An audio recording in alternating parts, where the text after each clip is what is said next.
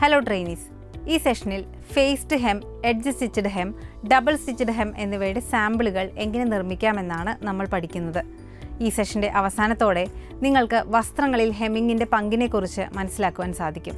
അടിസ്ഥാനപരമായ ഹെം നിയമങ്ങളെക്കുറിച്ച് പഠിക്കാനും hem edge മാറ്റുന്ന രീതിയെക്കുറിച്ചും കൈകൊണ്ടും മെഷീൻ കൊണ്ടും ഹെം ചെയ്യുന്ന രീതിയെക്കുറിച്ചും പഠിക്കാൻ സാധിക്കും. Faced hem, edge stitched hem, double stitched hem എന്നിവ ചെയ്യാനും നിങ്ങൾ പഠിക്കും. ഒരു വസ്ത്രത്തിൻ്റെ ഏതെങ്കിലും താഴത്തെ അരികിൽ ചെയ്യുന്ന ഫിനിഷിങ്ങിനെയാണ് ഹെം എന്ന് പറയുന്നത്. കാണാൻ വൃത്തിയുള്ള രൂപം നൽകുക, വസ്ത്രം ഉരയുന്നത് തടയുക, വസ്ത്രത്തിന്റെ ആയുസ് വർദ്ധിപ്പിക്കുക എന്നിവയാണ് ഹെം ചെയ്യുന്നതിന്റെ പ്രധാന ഉദ്ദേശം. വസ്ത്രങ്ങൾ മുതൽ ഗാർഹിക ആവശ്യങ്ങൾക്ക് ഉപയോഗിക്കുന്ന മറ്റു തുണിത്തരങ്ങൾ വരെ ഉള്ളവയിൽ അത്യാവശ്യമാണിവ. കൈകൊണ്ടും സ്യൂയിങ് മെഷീൻ കൊണ്ടും ഹെമ്മിങ് ചെയ്യാവുന്നതാണ്.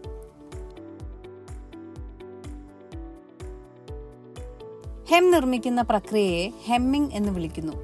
തുണിയുടെ റോ എഡ്ജിനെ അകത്തേക്ക് മടക്കി തുന്നലുകൾ ഉപയോഗിച്ച് ഉറപ്പിച്ച് മിനുസമാർന്നതും വൃത്തിയുള്ളതാർന്നതുമായ ഫിനിഷിംഗ് ചെയ്യുകയാണ് ഹെം എന്നതുകൊണ്ട് ഉദ്ദേശിക്കുന്നത്. ചെറിയ ചരിഞ്ഞ സ്റ്റിച്ചുകൾ ഉപയോഗിച്ച് അകം വശത്തും ചില സമയങ്ങളിൽ പുറം വശത്തും ഹെമ്മിങ് ചെയ്യാറുണ്ട്. ഈ തുന്നലുകൾ വൃത്തിയുള്ളതും തുണിയിഴകൾ നല്ല രീതിയിൽ ചേർത്ത് ബന്ധിപ്പിച്ച് തുണിയിഴകളെ സംരക്ഷിക്കുന്നതുമായിരിക്കണം. വസ്ത്രനിർമ്മാണത്തിൽ ഉപയോഗിക്കുന്ന ഹെമ്മുകളെ മൂന്നാക്കി തരംതിരിക്കാം. Turned up edge, faced edge, enclose edge എന്നിവയാണിവ. ഇതിൽ ടേൺഡ് അപ്പ് എഡ്ജ് രീതിയാണ് വളരെ സാധാരണമായി ഉപയോഗിച്ചു വരാറുള്ളത്. ഏത് ഹെമ്മിംഗ് രീതി തിരഞ്ഞെടുക്കുന്നു എന്നത് വസ്ത്രത്തിന്റെ സ്റ്റൈലിനെയും തുണിത്തരത്തെയും ആശ്രയിച്ചിരിക്കുന്നു. നിങ്ങൾ ഏത് ഹെമ്മിംഗ് രീതി തിരഞ്ഞെടുത്താലും ചില മാനദണ്ഡങ്ങൾ എല്ലായ്പ്പോഴും പാലിക്കണം. വസ്ത്രം തുല്യമായും മനോഹരമായും കിടക്കുന്ന രീതിയിലായിരിക്കണം. ഹെം അലവൻസ് മുഴച്ചു നിൽക്കുന്നത് ഒഴിവാക്കണം. അലങ്കാരമായിട്ടല്ല ഉദ്ദേശിക്കുന്നതെങ്കിൽ ഹെമ്മുകൾ പെട്ടെന്ന് തിരിച്ചറിയാനാകാത്ത രീതിയിൽ സജ്ജീകരിക്കണം. ഹെമ്മിങ്ങിന്റെ ക്ലാസിഫിക്കേഷനിലേക്കും പ്രൊസീജിയറുകളിലേക്കും നടപടിക്രമത്തിലേക്കും കടക്കുന്നതിന് മുൻപ് നമ്മൾ ചില ബേസിക് ടേമുകളെ കുറിച്ച് അറിയേണ്ടതുണ്ട്. ആദ്യത്തേത് ഹെം സ്റ്റിച്ച് ആണ്. ബോർഡറിൽ ഒരു അലങ്കാര തുന്നലായി ഉപയോഗിച്ചു വരുന്ന രീതിയാണിത്. സിംഗിൾ അല്ലെങ്കിൽ ഡബിൾ ഹെം ഉപയോഗിച്ച് വ്യത്യസ്ത ഡിസൈനുകളിൽ വസ്ത്രങ്ങൾ ഒരുക്കാൻ കഴിയും. ഇത്തരത്തിലുള്ള തുന്നലിന് അനുയോജ്യമായ തുണിത്തരങ്ങൾ ഈവൻ വീവ് ലിനൻ ആണ്. തുണിയുടെ റോ എഡ്ജും ഹെമ്മും തമ്മിലുള്ള അകലമാണ് ഹെം അലവൻസ്. ഒരു കോട്ടിന്റെയോ വസ്ത്രത്തിന്റെയോ പാവാടയുടെയോ താഴത്തെ അറ്റമാണ് ഹെം ലൈൻ.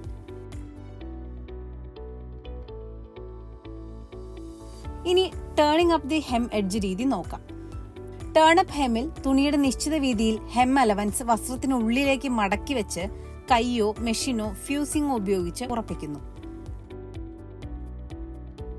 ടേണപ്പിന്റെ അളവിൽ പാറ്റേണിൽ നിർദ്ദേശിക്കപ്പെട്ടിട്ടുള്ള വിവിധ തിൻ ലൈൻ അല്ലെങ്കിൽ റിട്ടേൺ ഇൻസ്ട്രക്ഷൻ എന്നിവയ്ക്കനുസരിച്ചുള്ള പാറ്റേൺ ഡിസൈനിങ്ങിലാണ് ഇത്തരം ഹെമ്മുകൾ ഉപയോഗിക്കുന്നത്.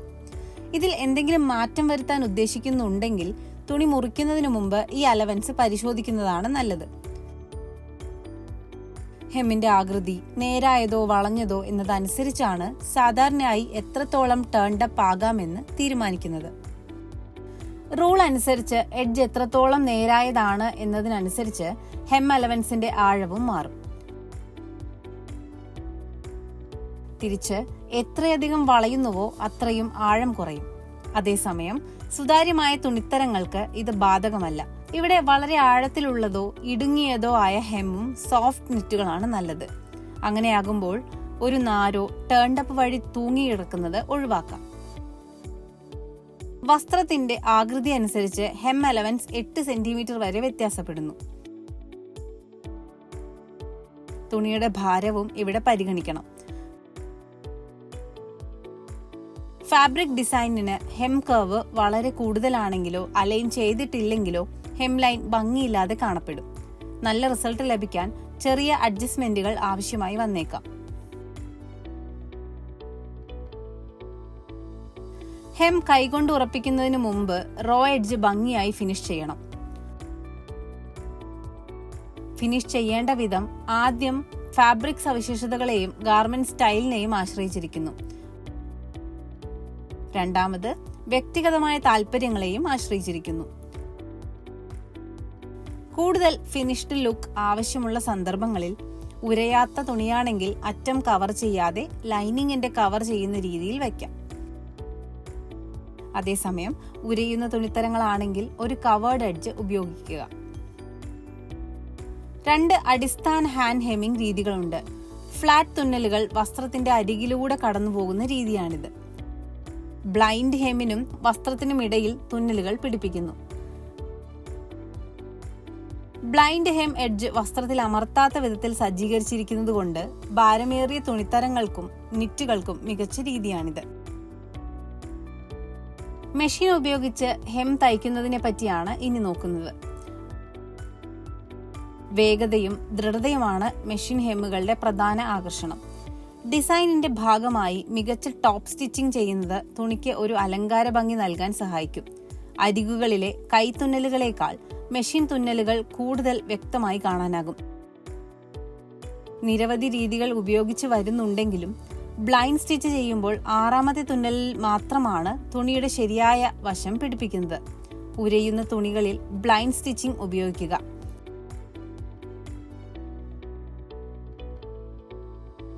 എളുപ്പത്തിൽ കാണാവുന്ന തുന്നലുകൾ തുണിയുടെ മൊത്തത്തിലുള്ള രൂപഭംഗി നഷ്ടപ്പെടുത്തുന്നില്ലെങ്കിൽ മാത്രം മെഷീൻ ഹെമ്മുകൾ ഉപയോഗിക്കുക.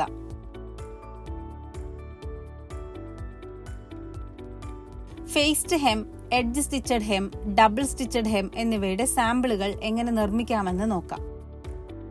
ഹെം നിർമ്മിക്കാൻ ആവശ്യമായ ഇനി പറയുന്ന മെഷീനുകളും ഉപകരണങ്ങളും മെറ്റീരിയലുകളും നിങ്ങളുടെ പക്കലുണ്ടെന്ന് ഉറപ്പാക്കുക. Single needle lock stitch machine, കത്രിക, സൂചി, ബോൾ പിൻ, നീളമുള്ള തുണി അല്ലെങ്കിൽ poplin, sewing thread. Faced hem ഉണ്ടാക്കുന്നതിനുള്ള സ്റ്റെപ്പുകൾ നോക്കാം. പോപ്ലിൻ മെറ്റീരിയൽ അഥവാ തുണി 0.15 x 0.15 സെന്റിമീറ്റർ കണക്കിൽ മുറിച്ച് പ്ലെയിൻ സീമിന്റെ സഹായത്തോടെ കൂട്ടിയോജിപ്പിക്കുക.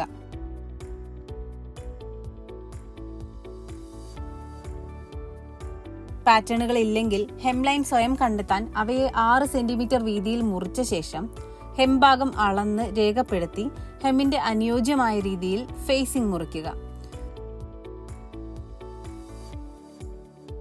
സീംസ് ഉപയോഗിച്ച് അവ യോജിപ്പിക്കുക.